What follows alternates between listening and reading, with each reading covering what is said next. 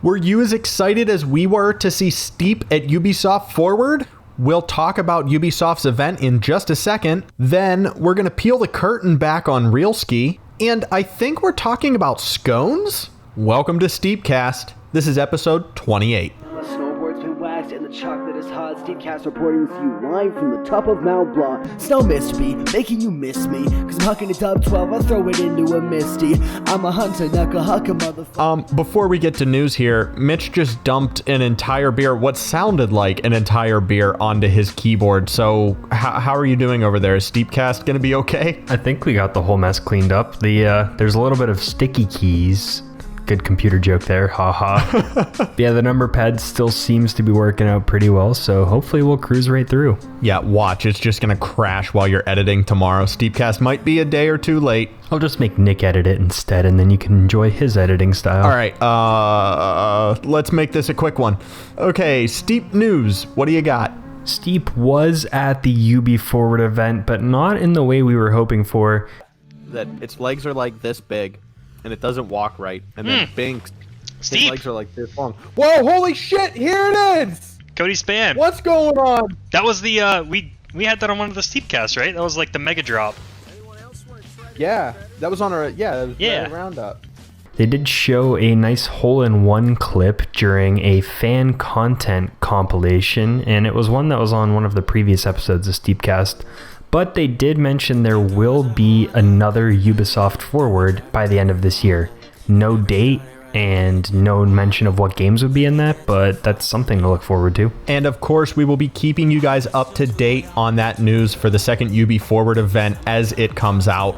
And this past Saturday, we wrapped up the Real Ski competition with our top 6 finalists. Thank you to everybody who submitted. All of those videos were incredible. We can't say it enough. But congratulations to our winners. The fan favorite vote went to Sir Cholex. Third place went to Sir Cholex.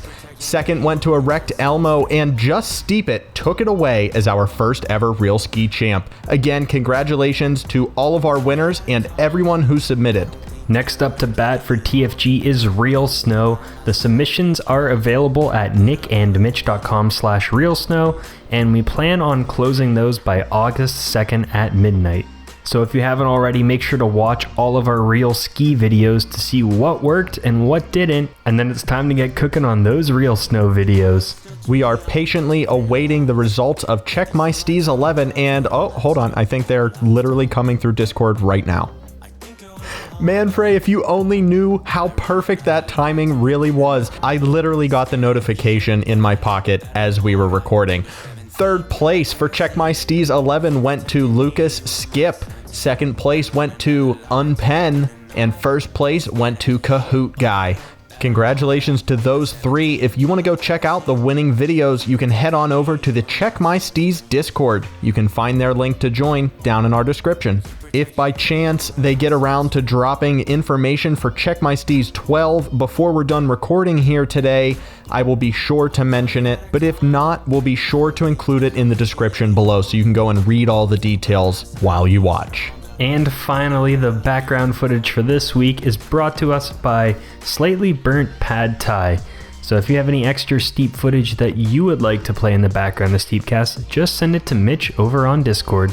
I did one yesterday for the live stream, but I guess it's time to do it for real right now. Mitch, cover your ears because it's time for the Reddit Roundup!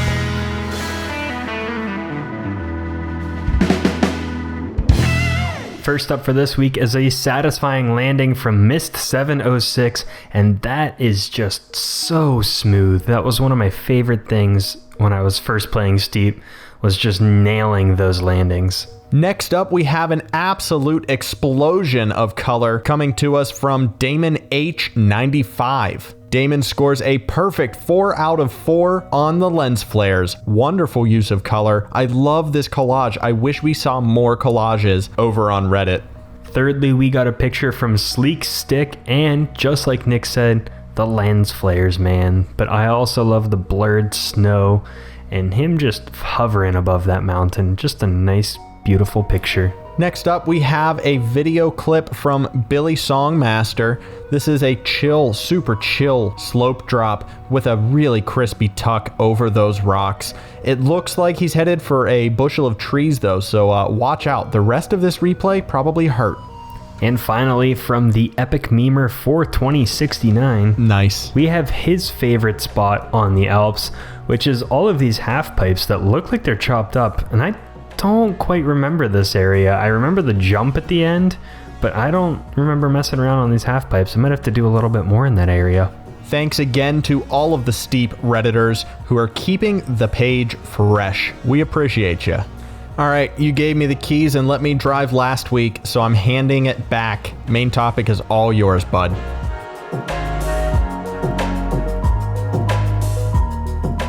We've done it for our past few events, so why stop there? This week we're going to break down the Real Ski competition. Now, I didn't think I'd feel this way going into it, but I think Real Ski turned out being my favorite event we've done so far for a couple different reasons. Oh, I absolutely agree 1,000%. I want to hear your reasons before I share mine.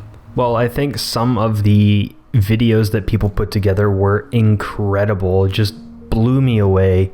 And having people not just submit a couple tricks with standard camera angles that we require and just letting them go loose turned out amazing. But for us, it also is easier to put together and to edit. Yep, those were absolutely the two things that made me love this the most as well. It was the easiest competition on our end by far. And with that, we got to see the creativity from the riders, from the community that put all of their effort into it, instead of us trying to make one clip of them just doing one trick look really nice all tied together in a whole broadcast package. At least from the editing side, I didn't have to make that live scoreboard, which is easy to do. It's just very time consuming. And then the biggest time saver for us was not having to record live commentary over every run. It usually takes a couple hours to do that for a video where Nick and I have to do it at the same time. But with this event, once me, Nick, and Steep had our top 6 people that were going to be in the finals video, we then just said, all right, each of us needs to record 30 seconds to a minute talking about what we liked about those runs, and then just sent them into me and I cut them together however it worked out. And that little part was incredible in itself, because when we got all 3 videos put together, once Mitch finally put them together in the final video, he sent us a copy, we got to watch it and realized that pretty much all 6 runs, we were all saying the same exact thing. It sounded like we were on a call together discussing this before we made our videos, but that was absolutely not the case. That was just happy coincidence. Just like when Nick and I said, well done together. By the way, A+ job on the editing there. I was not expecting that. It was a great surprise. Yeah, I put that one in as a surprise. I was just watching all 3 of our reactions at the very end to see which one of us I wanted to end that specific segment on, and I was like, mine was garbage, so I'm like, not going to use mine. Went over to Nick, he's like, well done. Steep actually said well done in a few of them, and then I saw Nick said well done about the same rider, so I lined them up together, just overlaid them on top, and they were very close. It was scary. I think I slowed down Steep's to 93% speed instead of 100. So it was remarkably close. It worked both ways. I just wanted that timing to be scarily accurate. So one of the other things that people might be wondering about, I know we posted the heat map in Discord and it's going to be on screen here in just a minute when Mitch gets to talking about it, but our top 3 riders were scary close. We said it in the stream, but it was decimal points away on that podium. We're talking 0.4 points total separated the first and second spot. And then third place was another 1.6 behind, but that was still really close compared to the rest of them. And what amazed me was the top 3 riders all were the best in a certain category. Just Steep It won the overall impression, and he also won the creativity, technically 2 categories. But Elmo had the best tricks score, and Sir Cholix had the best editing score, which you guys agreed with in the fan vote. So each one of them had an amazing score, in a certain category. It really came down to that overall impression, which carried the most weight. So you mentioned Just Steepit's editing style and how that carried him to the first place spot. Moving forward for Real Snow, so everyone can hear it here publicly, are you going to be looking and wanting to see more After Effects like that? Like, is that the pinnacle of these edits, is having all of those After Effect images in there? I mean, I know we also had Space Clump in there with the Mario 64. All of those were nasty. I loved seeing those extra bits, and they didn't feel like they took too much away from the focus of the rider. You're putting me on the spot with my scoring style here, but you are right. The editing doesn't just mean that it's a ton of effects. It has to look well. And I think what most of us as judges took into the editing side was just everything hitting on the beat, having your cuts or your transitions line up right, look great. And then if you had an even better transition, that kind of helped out. Another thing that I guess would fall into editing is making sure that you have the build up and the landing of your trick as well. But some people did it great, like Just Steepit. What I thought was great about his editing is that he had different camera angles for the lead up to the jump, then the jump, and then the follow up of the jump, and then would go back to an alternate angle if he thought it would help out that certain trick. You're spot on. I mean, when you're watching the real ski riders, like in real life, doing these videos, they have like 4 or 5 different camera angles on certain tricks. And I really think that speaks to the creativity that continues the story and that makes a trick that might not be the most technical in the world look steezy as shit. One of the things that I wanted to mention, I was hoping this guy was going to make the top 6 just so I could bring up this point, and he was just below the cut. But if you go back and watch It's the Mort's run, he's the one that wears the polar bear helmet. The trick close to the start of his video where he crosses his skis and then presses off of the street lamp and then lands in the snow. It was a cool trick, but it was amazing how he edited it. I loved that he started with the GoPro angle because you could see the street light and then he turns 180 so he's facing away, but as he's looking down you can see his skis hit the post and bounce off. So I was thinking, like, did he just press off of that street light I saw? And then the next clip he showed was the follow cam of that same trick, or a stationary camera. So it was like, wait, did he just? Yeah, he did that. Being able to throw in a trick like that was the highlight of his run for me. Yeah, so there you go. There's a little insight onto what Nick and Mitch want to see up on the slopes for Real Snow. Make it steezy, make it super clean, make sure you follow through on those tricks. That is a huge point that a couple of riders kind of failed on here and there, but this is the perfect time to make it better for the second time. Nothing's ever going to be the best it can be on the first try. So get back up there, submit for Real Snow. We can't wait to see the 25 riders resubmit. And hey, why not? Let's throw it out there. Let's double the submissions this time. I want to see 50 runs for Real Snow. Oh no, what did you do? Yeah, I don't regret a thing. And like Nick said, nothing's ever perfect its first time. I always say submit or enter everything you can, because each time you try to do one of these competitions or edit a video, you get better at some part of it. The video might not be better, but you've probably learned something while you did it. And after you do 5, 6, 7 of them, you're going to be so much better than you did when you started. And we'll of course give you your feedback if you want it to. Message either one of us and we can give you your exact score, where you finished on the leaderboard, and I'll even give you some of our comments from all of the judges so you can see like what we liked and what we thought you could have done better. I'm going to bring it up one more time and then I'm going to drop it. We can move on to the weekly challenge. But after this video, go back and watch like STEEPCAST 1 through 5. Watch one of those. They are trash compared to 28. And I'm not tooting our own horn saying that these are wonderful, but like, we have learned over almost 30 weeks of recording how to talk, how to edit, and how to make our product better. So keep it going. Do not be discouraged if your Real Ski wasn't up to the level that you wanted it to be. Real Snow is right around the corner, and we can't wait to see all of you submit again. 50 riders.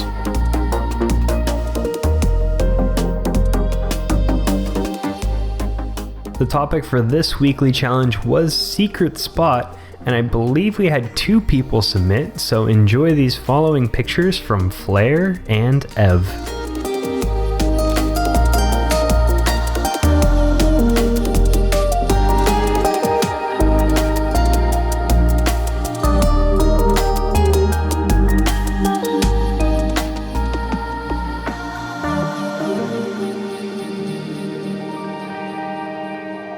Thanks, guys. Wonderful shots as always.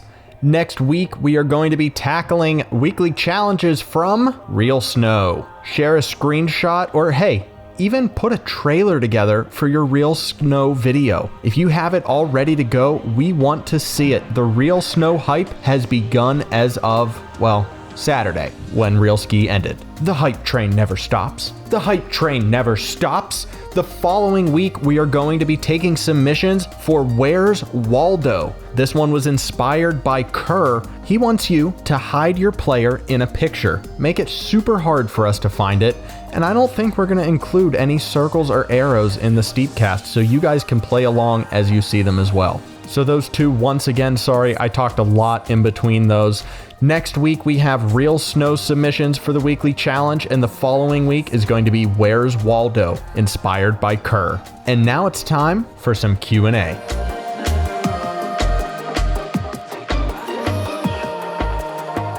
First up for this week from Lucas with a U and a C, crumpets or waffles? Waffles all day, no question. Move on, next one. Waffles are just the pinnacle breakfast food.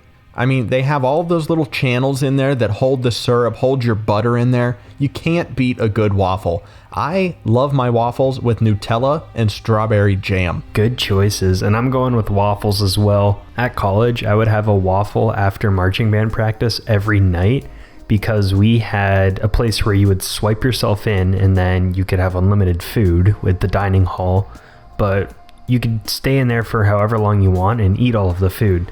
Now, it wasn't great. It was actually pretty bad, but I learned to take my own massive popcorn bowl down there, go to the waffle station, make a waffle, then go to the ice cream machine, dump in some ice cream, then go over to the brownies and cookies and cake section, dump in a bunch of that, and then I'd have a massive dessert bowl. Yeah, and a massive heart attack. Holy shit. Okay, so we both love our waffles super sugary. Good to know. Keeping with the food theme, Slightly Burnt Pad Thai said, what do you put first on your scones? All right, Mitch, are you sitting down? Because I think this one's going to knock your socks off. My favorite scone of all time has to be a savory scone with Gruyere, prosciutto, and green onion. It's all mixed in there with the scone. You don't need any toppings. If you had to choose one, it would be butter. Man, I don't know how I could possibly top that, but I'm also going to go on the savory side of scones because I put barbecue sauce on top of mine. Oh. Okay.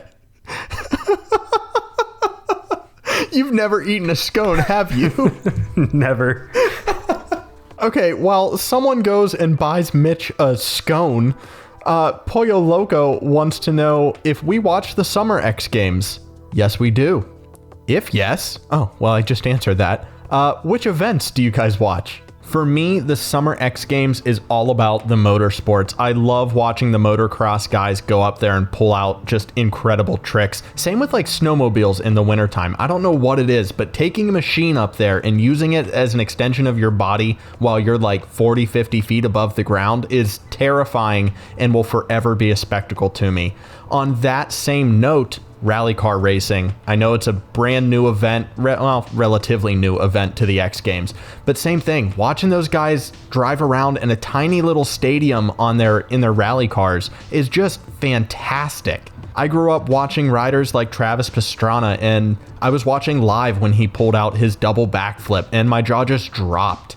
You know, it's those kind of things. It's like watching fireworks. You just have to stop and watch because you can't really fathom what's going on. You just know that it looks incredible. Yeah, you really can't beat that double backflip, man. That was just watching history, and I think a bunch of us were tuned in for that one. But my favorite events to watch are the skateboard and the BMX, especially in the little park areas, and even more discussing that massive ramp that they have for the skateboarders. Yeah, skateboard Big Air is something even crazier than any rallycross or motocross rider could ever dream of. Do you remember way back in like 2012, 2013, the rider that hit the big air, hit the ground on his back and both shoes flew into like the third rows of seats? He messed himself up. I don't know what makes it that much more impressive than snowboard big air, but skateboard big air is just ridiculous. I think it's just landing on those tiny wheels and not being attached to the board. It's just crazy to watch. I just love the X Games in general, whatever event it is. It's always action-packed, and they've always got some great music pumping. All right, and we're going to come full circle with a question from Lucas with an O and a K, and he asked, what is the worst spot in Steep? It has to be the super flat sections in the Alps, right? Like, I never have found any use for those super flat sections. There's like not even anything that you can gain speed off of. You kind of just have to get through it. And I get it. The Alps are huge. There's so much to cover. There's so much fun to do in the Alps. But with that landscape comes a lot of like straight sections that really don't have anything, and they're kind of flat. I don't like going slow. And this one kind of goes along with that answer, but I'm going with the glacier tracks that are on Alaska because I just don't find those rideable on skis or snowboard. Wow. Oh man, Pollo has me messed up thinking about the Summer X Games. So yeah, you can't ski or snowboard. There you go. In that area in Alaska. Well, that does it for this week. Thank you guys for tuning in to watch STEEPCAST episode 28. If you haven't done so already, get those real snow submissions started. You can never start too early, and you don't have to submit on the first day. You can wait until the last. Make sure it's pretty, make sure it's polished and clean, ready for someone like Steep to try and tear it apart. Also, be sure to follow us on Twitter at Nick or Mitch. Join our Discord with the link down below so you can submit your weekly challenges, and subscribe to us on YouTube. We are just about at 300. We're about 4 away at this point in time. And at 500, we'll be giving away one of those Tartiflette Games t-shirts we were wearing for our judging videos. And we promise you that they feel just as good as they look. Thank you guys again for tuning in. Be sure to stay up to date on the channel. Mitch and I discovered that we could actually pull off an hour or two stream over this weekend. So be watching the channel. Make sure you're subscribed. Make sure you're getting all of the notifications, because we might be jumping on to stream some random games here and there starting in the next week or so. And, so you don't miss a STEEPCAST or a Tartiflette Games or all of those other things. But hey, streaming is in the future. We'll leave you with that. We'll see you guys next week. I'm Nick. And I'm Mitch. And we'll see yous on the slopes.